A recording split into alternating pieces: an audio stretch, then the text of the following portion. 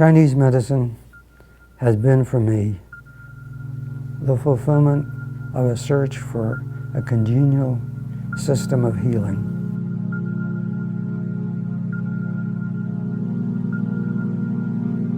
It is a personal, subtle, gentle, yet highly technical medical system which allows me to be close to the essence, to the life force, both of my own and that of others.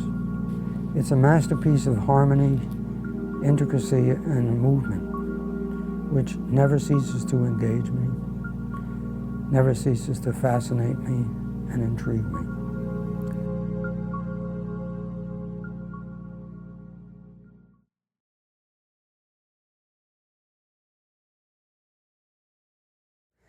So the question is how instability affects a patient's ability to heal, to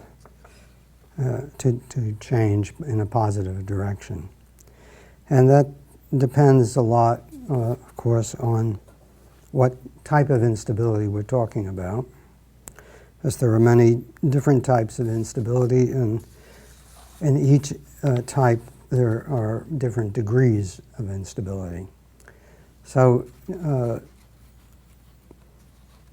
generally speaking, I take the pulse first, and there are certain things on the pulse that suggest to me types of instability, and the most immediate one is the change in rate at rest. In other words, we're taking the person's pulse and it speeds up and slows down and speeds up and slows down. This is, by definition, instability. And that type of instability usually involves the heart, and it, naturally, because we're talking about rhythm, but it involves the heart less, unless it's extreme and there are missed beats, in terms of emotion than it is actually the physical heart. It's more where the heart controls the mind, which is a particular way of knowing things that we could talk about later. And it's usually a sign, depending on how big this change in rate is, of a person who's emotionally unstable. I call it, back in the 1930s, when I was a teenager, there used to be advertisements in magazines and in the paper which said, "Do you have a grasshopper mind?" And they were advertising some course of some sort that would help you not have a grasshopper mind. And usually these people have a change in rate at rest, have to some extent a grasshopper mind. That is, at any one point, if you followed their thought process, it keeps changing from thing to thing. They have a hard time staying focused on one thought, one area of concern. And not only does their mind have this grasshopper effect, where it keeps shifting, but also their life. If you follow their life, it's highly irregular from day to day. There are people who have a very hard time finishing anything because they're on to something else. And their whole life, if they live long enough, is one in which they start a lot of things but never finish anything. And so it's very easy for me, once I feel that, to say to the patient, and this is a very important part of how you say it, people don't like to be told, I think you have, a grasshopper mind. I think you can't do anything to completion. Once you are, saying something like that, that's essentially experienced by the person as being put down, and they're naturally going to they're going to defend themselves. So you get nowhere that way. But what I learned, and a lot of the people who studied with me used to come and observe me work, is that I can say to the patient, your pulse tells me, because I haven't even asked them a question yet. All I've done is put my fingers on their radial arteries. I don't know anything about them. But I can say, your pulse tells me that you may have some difficulty in finishing things, and your mind keeps racing and changing. And I've never had a person, when I put it that way to them, ever become defensive. That seems to open up a whole floodgate of things that they begin to tell me about themselves. And so in terms of how you find it out, I'm fortunate that I can use the pulse in a number of different ways. But that's the one that I would say is my favorite, in that it's immediate. It's the first time I put my fingers down, I know something about that person. And it's something about that person that's very important to that person. Something that they live with and they suffer with, and because they've never finished anything. They may have possibly gotten through school, but they certainly didn't get through with flying colors. And so, in terms of being able to be useful to that person, then I begin to hear about what it means to them, how they experience it, how it's affected their lives, and then gradually sort of go back and understand how this came to be. What was there in their past life that contributed to this? They may have had a very unstable parent, nobody they could count on for any length of time.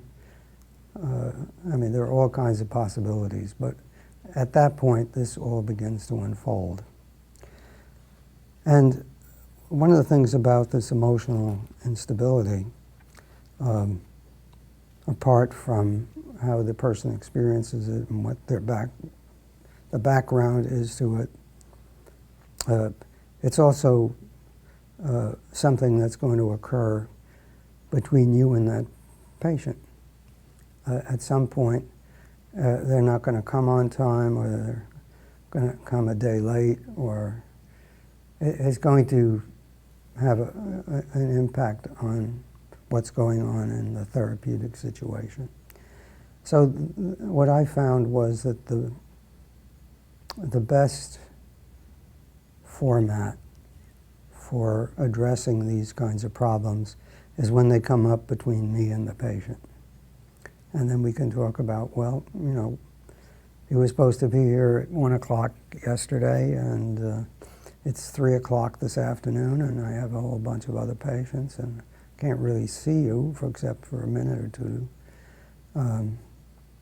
So, try and come on time the next time, or close to it, and maybe we can, see what's going on, because you told me in the past that this kind of thing, you've lost jobs, you've lost friends, your family is alienated from you.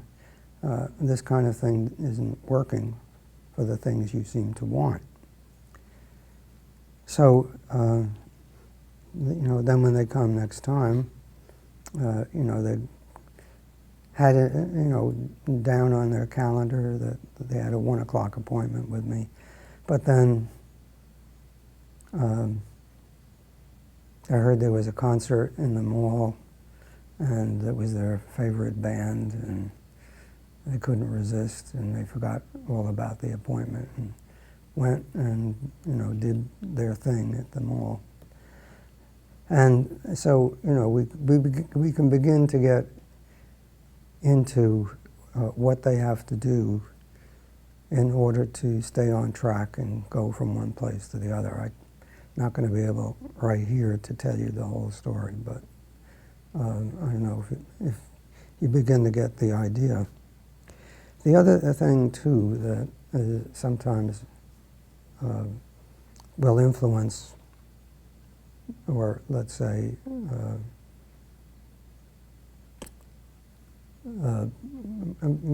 information that will make the patient increase their motivation, is the fact that the heart is responsible for the circulation of blood to every single cell in the body. And every cell depends on the heart's regularity to nourish every single aspect of your body, every cell, and every function. And if it becomes erratic, as in this case, the whole cycle gets interfered with, because the absorption, the digestion, and the delivery of nutrients, all the way from when your food reaches the stomach and it's digested, those cells that do that depend, to begin with, on the heart to nourish them so that they can function correctly. And then whatever is digested is absorbed into the richest blood supply in the body, called the mesenteric plexus. Has more blood in it, I think, than the rest of the body. So at every single stage of nourishing the last cell on your big toe depends on the regularity of your heart. And so when people hear about that and you explain that to them and what's going on in their pulse and how it's affecting their heart, and actually their lifestyle is contributing to this erratic behavior of the heart, and the erratic behavior of the heart is reinforcing that lifestyle. So they begin to get the sense that something's going wild, crazy inside me, and I'm there to indicate that maybe there's something you can do about it. You don't want to tell people about what's wrong with them if you don't have something to offer them. Otherwise, that just makes the situation worse. So this kind of instability, erratic behavior of the heart, it is carried on in other ways. In Chinese medicine, part of the heart is something, the heart actually has 4 parts to it. And in terms of stability, one of them is called a triple burner. And the reason why it's called a triple burner is because it actually has no particular organ, but operates on what the Chinese call all the 3 burners, the lower, middle, and upper burner. And in terms of why they call it burner, I'm not even sure myself. But it's 3 parts of the body. It operates everywhere And at birth, we talked about the essence. It takes that kidney essence and delivers it through the channels, acupuncture, meridians, channels, to every organ. And that's where each organ receives its vitality, its life. That's where it begins. It goes to what they call the source point, and that's the original point for each organ of the body. And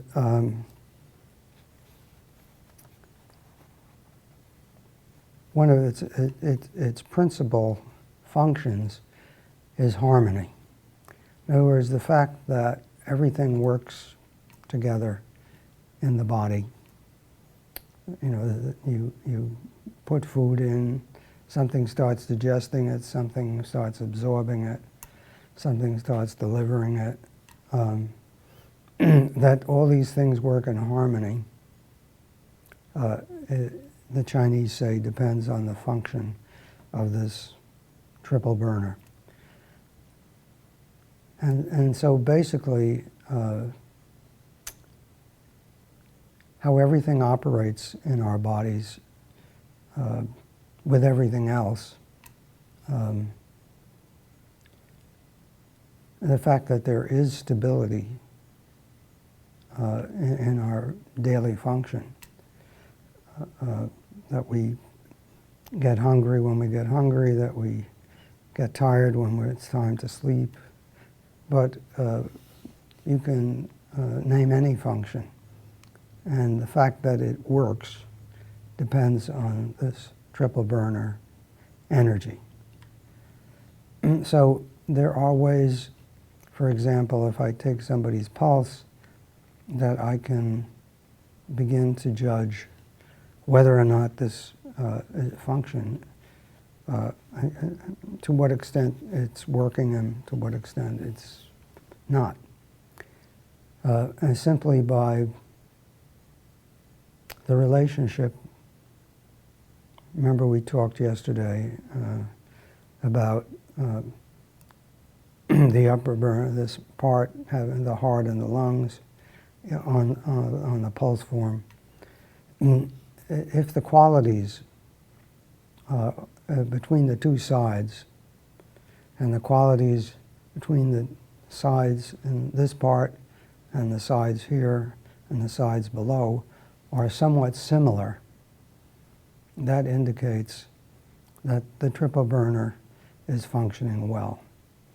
If, well, I'd say the degree to which they differ is a sign that the triple burner is not functioning well. And this not only works on the level that I just described, on a physical level, but it is even more obvious on a mental and emotional level. So the person that we talked about before has whose thoughts keep changing from time to time. This would be a person whose thoughts are any one time, that person, if you stop them right at that particular point, their thought process would seem normal if you didn't go on to the next moment. With a person who has the triple burner problem, the likelihood is that their thought processes are not particularly normal at any one point. So that you would find, you know, people who we would call psychotic.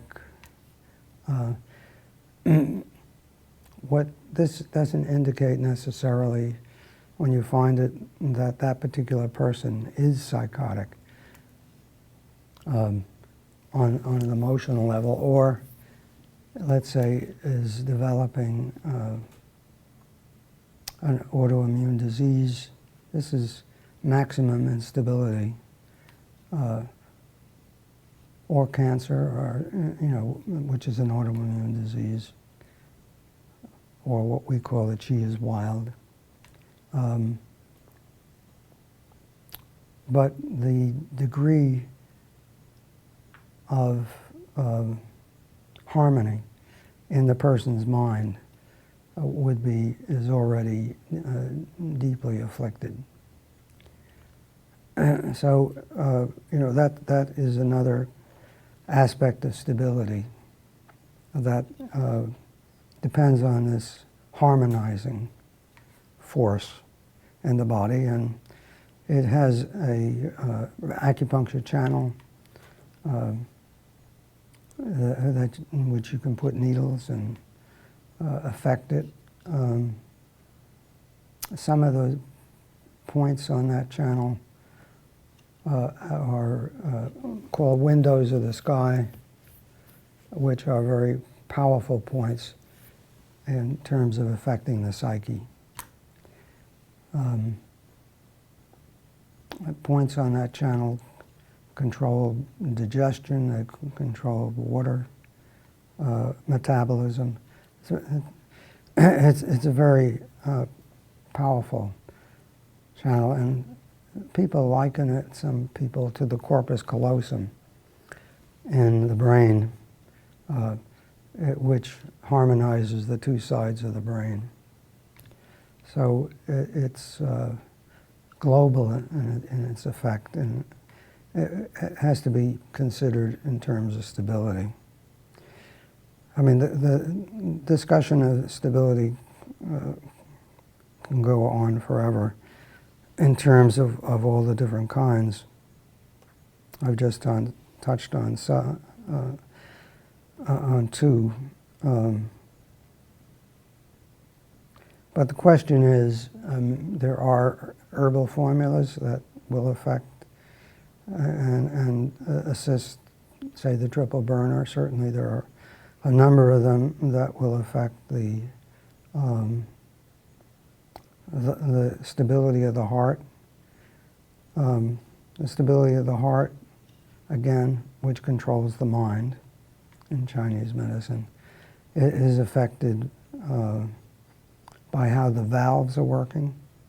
One in particular, called the mitral valve, if for some reason or other it develops some dampness from a Chinese point of view, that will profoundly affect the functioning of the mind in the direction of psychosis.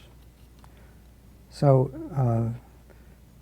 there's hardly anywhere that you can look in the whole scheme of Chinese medicine where if something isn't functioning right, basically the result is going to be some kind of instability in function. And in terms of stability, the liver functions to contain emotion. In other words, if you don't like me, you're not going to get up probably and punch me in the nose or some other place, just because you suddenly hear or see something you don't like. In other words, the fact that the Ten Commandments work depends really on the integrity of your liver from a Chinese point of view. It also stores the blood and moves the qi, so that, for things to move. So that if the liver becomes very deficient, people can have lots of great ideas, most of which come from the heart, but they can't ever do anything with those ideas. This is one of the tragedies of marijuana that we, I think, talked about yesterday in terms of an entire nation not being able to deal with what's happening to it. So, in terms of instability, that you can go from organ to organ and make a case, for it, because these drugs are cold. They rob the organs of the heat, metabolic heat, that's necessary, that drives things and moves things from one place to another. So even going from one thought to another. But in the case of the liver, it's that relationship between having a thought and acting on it. That is another form of instability that occurs if the liver is not functioning well.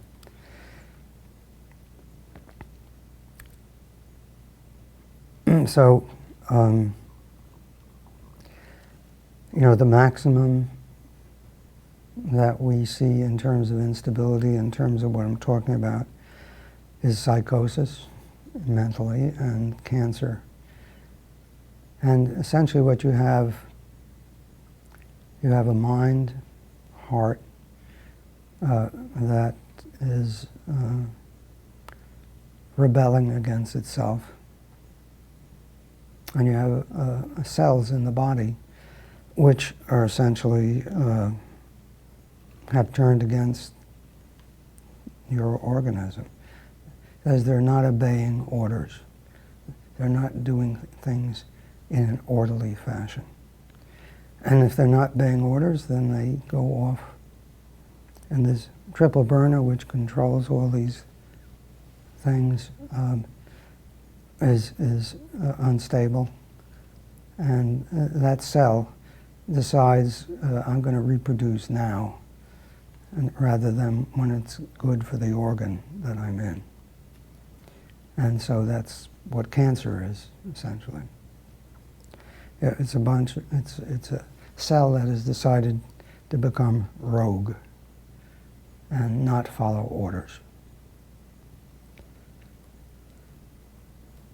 So, that's the only positive thing you can say, really, about being in the military, is you learn how to follow orders.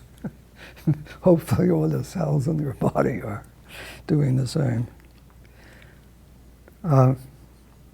So instability can kill you, and instability will kill you. Now, part of the question was the ability to heal and make positive change. And what I tried to say yesterday, we do have herbs. I have a sister-in-law who developed inoperable lung cancer about 7 years ago. And it's in both lungs. And so she was told that she had about a year to live, and that was it. And then they gave her chemotherapy and radiation. And I have herbs that make chemotherapy, as the British used to say during the war, a piece of cake. That was the RAF. And radiation didn't hardly affect her. And then I have herbs that inhibit the multiplication of these cells. And she's been on these herbs for 7 years now. And she's still well. She works every day. She has an impossible husband, but who probably will kill her before the cancer does. But the fact is that, and I'm not saying this could happen in every case, but in terms of dealing with instability, we have thousands of years of history behind us in which people have had experience that they've handed down. And so we have tools. There are things you can do with the needles. So, we do have ways in which to intervene. They will not work in every case by any means. And I've had several patients who came whose instability was out of hand and were dying of cancer. And the fascinating thing about them in terms of Chinese medicine. One of them was a woman whose husband was a well-known poet in this town that I lived in, East Hampton, which was a town of poets and artists, Wilhelm de Kooning and those people. And she was universally disliked. She was what in those days we called a conservationist, which today we call an environmentalist or an ecologist. But even though she was on your side, you didn't really want her on your side. Because wherever she appeared, she was obnoxious. If you walked down the street, there were 2 streets in this town. They intersected at right angles, and there were only 1,200 people in the whole town. But if you saw all the people on one side of the block, one side, you knew that she was on the other side, because people would cross the street to avoid her. So she came, and she had cancer of the ovaries, ovarian, and she had a few months to live. And I started doing moxa on all her shoe points. Lots of moxa. That's an herb that you can burn. That has a very profound effect on people's energy. And the amazing thing that happened with her, I had no anticipation of this, but I've found it since. She began to change. She began to have this spiritual awakening. She began to see herself as she was, and within those 6 months that she had to live, this person was transformed. She became the most beautiful person I ever encountered. And so, whether that was all to do with Chinese medicine or some other intervention, I don't know, but at least I was there to witness it and experience it. So,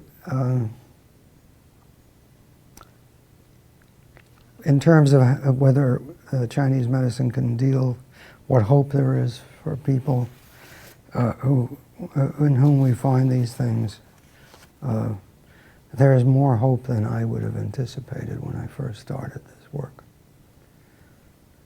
And it really takes us into another whole area, but just to finish this, what I started to say yesterday with the patient that I was talking about, where the important thing was to interject into their life some order in how they live. This person who has this grasshopper mind, the important thing is, it's these things that I'm talking about in terms of herbs and acupuncture, so on, are important, nutrition, but the really important thing is when they begin to realize and begin to work on, with assistance, putting some order into their existence. And so I think I started to say that the important things are consistency. The thing that is most dangerous is inconsistency. And we have to remember that all creativity comes from inconsistency. So it isn't as if all inconsistency is pathological. But I spent a lot of time around these very famous artists, some of whom, would sell their paintings, and even in those days, for $1 million each.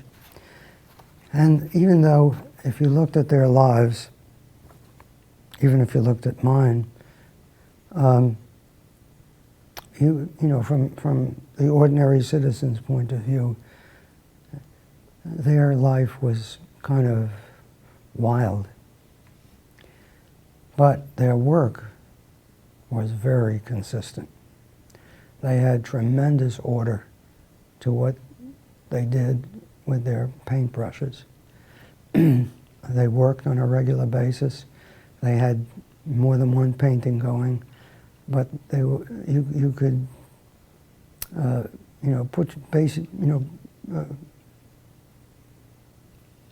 put your life on that order that they had in their work. So how they dealt with the opposite sex, or how they dealt with alcohol, or all other aspects of life, whether they went to sleep when everybody else went to sleep,